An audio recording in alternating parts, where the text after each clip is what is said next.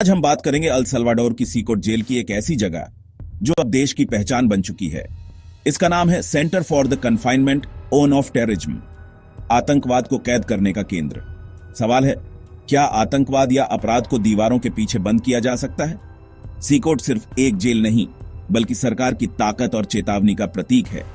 यहां 40,000 कैदियों को रखने की क्षमता है, एक छोटे शहर जितनी आबादी।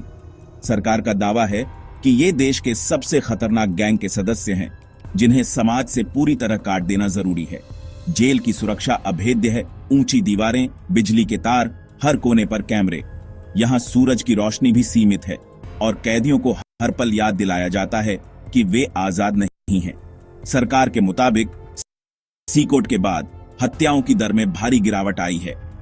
लोग कहते हैं कि अब वे रात में बिना डरे बाहर निकल सकते हैं, लेकिन इस सुरक्षा की एक कीमत है। हजारों परिवारों के अपने इस जेल में बंद हैं। कई का दावा है कि उनके बच्चों को बिना सबूत के उठा लिया गया। तो क्या सुरक्षा के लिए किसी भी हद तक जाना जायज है? क्या मानवाधिकारों को ताक पर रखकर एक सुरक्षित समाज बनाया जा सकता है? सीकोट जेल इन सवालों का केंद्र है। यह सिर्फ अपराधियों के लिए नहीं, पूरे समाज के लिए एक आईना है। डर और सुरक्षा के बीच फंसा समाज, यही है सीकोट की असली कहानी। यह हमें सोचने पर मजबूर करता है। हम कैसा समाज चाहते हैं? क्या डर से लड़ने के लिए एक और डर पैदा करना हल है? सीकोट एक प्रतीक है, आशा का या चेतावनी का, यह तय करना बाकी है। अल सल्वाडोर की कहानी सीकोट के बिना अधूरी है। यह सिर्फ एक जेल नहीं, एक विचार है, और यही विचार आज पूरी दुनिया में चर्चा का विषय है। अल सल्वाडोर दशकों तक दुनिया के सबसे खतरनाक देशों में गिना जाता था। कारण MS-13 और बैरियो 18 जैसी गैंग्स।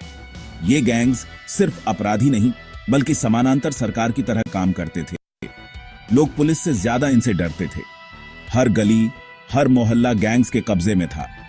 इस हिंसा की जड़ें 1980 के गृहयुद्ध में हैं, जब लाखों लोग अमेरिका गए और वहां गैंग कल्चर सीखा। अमेरिका से निर्वासित होकर लौटे गैंग्स ने अल सल्वाडोर में अपनी जड़ें जमा ली। सरकारें आती रहीं, जाती रहीं, लेकिन कोई स्थायी हल नहीं निकला। 2019 में नायब बुकेले राष्ट्रपति बने। उन्होंने वादा किया कि गैंग कल्चर को जड़ से खत्म करेंगे। मार्च 2022 में गैंग्स ने एक ही वीकेंड में 87 लोगों की हत्या कर दी। यह टर्निंग पॉइंट था।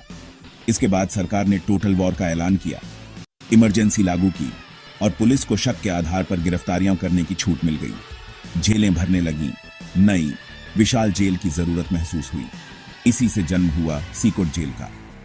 सरकार का मकसद था एक ऐसी जेल बनाना जो सिर्फ जेल ना हो, बल्कि गैंग्स के लिए एक संदेश हो। गैंग्स के लीडर और सदस्य पूरी तरह समाज से काट दिए जाएं, ताकि उनका नेटवर्क टूट जाए। सीकोट इसी सोच का नतीजा है। यह सिर्फ एक जेल नहीं, बल्कि सरकार की सबसे बड़ी और महत्वाकांक्षी परियोजना है। यहां कैदियों को बाहरी दुनिया से पूरी तरह अलग थलग कर दिया जाता है। सरकार मानती है कि इससे गैंग्स की कमर टूटेगी। सीकोट का निर्माण डर और नियंत्रण के लिए किया गया। यह जेल अब अल सल्वाडोर की अपराध नीति का केंद्र है। दुनिया इसे देख रही है। कुछ इसे जरूरी मानते हैं, कुछ मानवाधिकारों का हनन। लेकिन एक बात साफ है, सीकोट ने देश की दिशा बदल दी है और इसकी गूंज अब सीमाओं से बाहर जा रही है। सीकोट ही है। सीकोट जेल को एक किले की तरह बनाया गया है, टिकोलुका के सुनसान इलाके में, आबादी से दूर, राजधानी से 74 किलोमीटर दूर। चारों ओर सिर्फ मैदान और पहाड़ियां। यहां तक पहुंचने के लिए सिर्फ एक मुख्य सड़क है, जिस पर कड़ी सुरक्षा रहती है। जेल 166 हेक्टेयर में फैली है, लैटिन अमेरिका की सबसे बड़ी जेल। कंक्रीट और स्टील की दोहरी दीवारें, बिजली के तार, 24 घंटे गश्त। हर कोने में हाई डेफिनेशन कैमरे, कंट्रोल रूम से हर हरकत पर नजर। मोबाइल जैमर, कोई बाहरी संपर्क नहीं। सुरक्षा सिर्फ टेक्नोलॉजी पर नहीं, 600 सैनिक और 250 पुलिस अधिकारी भी तैनात। जेल 8 मॉड्यूल्स में बंटी है। हर सेल में 80-100 कैदी। सेल में सिर्फ कंक्रीट के बंक बेड, 2 शौचालय, कोई गद्दा, तकिया नहीं। कैदियों को सिर्फ यूनिफॉर्म मिलती है, कोई व्यक्तिगत सामान नहीं। जेल के अंदर कोई वर्कशॉप, खेल या पुनर्वास कार्यक्रम नहीं। मकसद कैदियों को सिर्फ कैद में रखना, मनोबल तोड़ना। कैदियों को सेल से बाहर बहुत कम निकाला जाता है, वो भी जंजीरों में, सिर झुकाकर। हर मूवमेंट पर भारी सुरक्षा। यह सब एक मनोवैज्ञानिक दबाव बनाने के लिए है। यहां से भागना नामुमकिन है। सरकार का दावा है सी कोर्ट से कोई नहीं भाग सकता। सुरक्षा का हर पहलू डर और नियंत्रण के लिए डिजाइन किया गया है। यहां हर नियम, हर दीवार, हर कैमरा एक ही संदेश देता है, कोई आजादी नहीं। सी कोर्ट की सुरक्षा व्यवस्था दुनिया के लिए मिसाल भी है और चेतावनी भी। यह जेल डर का किला है। सी कोर्ट के अंदर हर दिन एक जैसा, एक रस और कठोर है। सुबह सूरज निकलने से पहले कैदियों को जगा दिया जाता है। गिनती, फिर साधारण खाना, चावल और बीन्स, खाने का समय भी सीमित।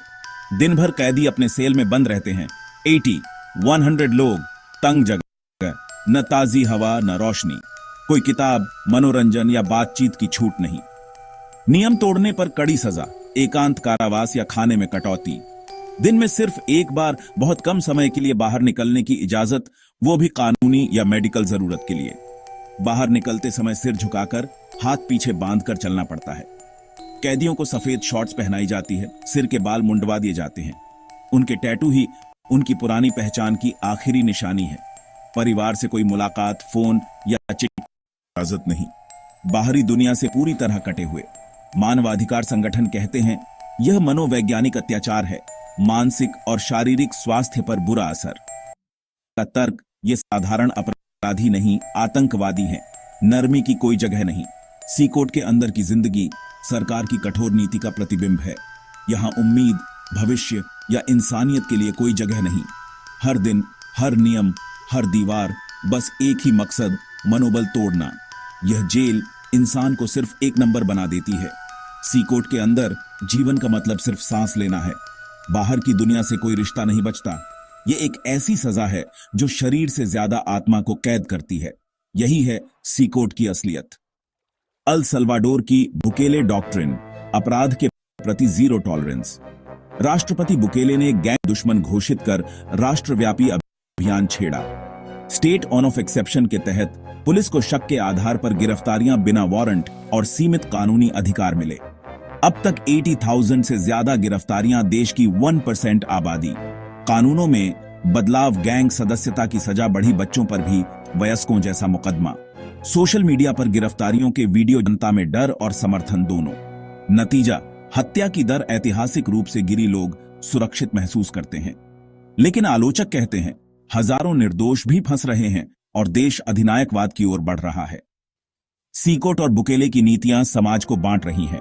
एक तरफ वे लोग हैं जो पहली बार खुद को सुरक्षित महसूस कर रहे हैं, उनके लिए यह राहत है। टैक्सी ड्राइवर, दुकानदार, आम नागरिक सब सरकार का समर्थन करते हैं, कहते हैं सुरक्षा के लिए थोड़ी सख्ती जायज है। उनके लिए सी कोर्ट न्याय का प्रतीक है। लेकिन दूसरी तरफ हजारों परिवार हैं जिनके अपने जेल में बंद हैं। कई का दावा है कि वे निर्दोष हैं। इन परिवारों को अपने प्रियजनों की कोई खबर नहीं। वे डर और असहाय हैं। मानवाधिकार कार्यकर्ता, पत्रकार, वकील जो भी सरकार पर सवाल उठाता है, उसे देशद्रोही कहा जाता है। समाज में डर का माहौल है, लोग खुलकर बोलने से डरते हैं। आलोचक कहते हैं गैंग्स के डर की जगह अब सरकार का डर है। सवाल है, क्या एक डर को दूसरे डर से बदलना हल है? क्या लोकतंत्र में यह स्वीकार्य है? अल सल्वाडोर राहत और डर के बीच झूल रहा है। सी कोर्ट के नियम कानून उतने ही सख्त हैं जितनी इसकी दीवारें। बाहरी दुनिया से पूरा संपर्क विच्छेद, कोई मुलाकात, फोन, चिट्ठी नहीं। वकीलों से मिलना भी मुश्किल। हर आदेश का पालन अनिवार्य। अनुशासनहीनता पर कड़ी सजा। व्यक्तिगत पहचान मिटा दी जाती है। सिर्फ सफेद शॉर्ट्स, मुंडा सिर, नाम की जगह नंबर। कोई व्यक्तिगत सामान, फोटो, किताब, धार्मिक प्रतीक नहीं। कोई पुनर्वास, शिक्षा या कौशल कार्यक्रम नहीं। सरकार मानती है सुधारना बेकार है। जेल का मकसद बस समाज से दूर रखना। दशकों तक यही हालात। इंसानियत धीरे धीरे छीन ली जाती है। सी कोर्ट में दाखिल होने वाला फिर कभी वैसा नहीं रहता। एक्सेप्शन शुरू से विवादों में है। मानवाधिकार संगठन कहते हैं हजारों को बिना सबूत, सिर्फ शक या टैटू के आधार पर गिरफ्तार किया गया। जेलों में भीड़, भोजन पानी की कमी, मेडिकल सुविधाओं का अभाव, हिरासत में मौतें भी हुईं। कानूनी प्रक्रिया पर सवाल, बिना अदालत पेशी के लंबी हिरासत, सामूहिक सुनवाई, सीमित वकील से संपर्क। आलोचक कहते हैं हर गिरफ्तार व्यक्ति को दोषी मान लिया जाता है। सरकार इन आलोचनाओं को बाहरी हस्तक्षेप बताती है, कहती है असाधारण हालात में असाधारण कदम जरूरी है। उनका तर्क, जब गैंग्स देश को तबाह कर रहे थे, तब मानवाधिकार संगठन कहां थे? सरकार सुरक्षा को सर्वोपरि मानती है, चाहे कीमत। यह विवाद दिखाता है सुरक्षा और मानवाधिकारों के बीच संतुलन कितना मुश्किल है। अल सल्वाडोर ने सुरक्षा को चुना, पर इसकी कीमत चुकानी पड़ रही है। सीकोट जेल की कहानी सिर्फ एक जेल की नहीं, एक देश के संघर्ष की है। यह डर, सुरक्षा, न्याय और मानवाधिकारों के बीच की जटिल पहेली है। एक तरफ सीकोट ने देश को राहत और सुरक्षा दी, दूसरी तरफ यह लोकतांत्रिक मूल्यों पर सवाल खड़े करता है। क्या सुरक्षा के लिए अधिकारों की कुर्बानी जायज है? सीकोट अब एक ब्रांड है। बुकेले मॉडल की चर्चा दुनिया भर में है। कई देश इसे मिसाल या चेतावनी के तौर पर देख रहे हैं। अल सल्वाडोर में यह गर्व और भय दोनों का प्रतीक है। इसका अंतिम परिणाम क्या होगा, यह वक्त बताएगा। सीकोट एक विशाल कंक्रीट का स्मारक है जो देश के वर्तमान और भविष्य पर छाया हुआ है।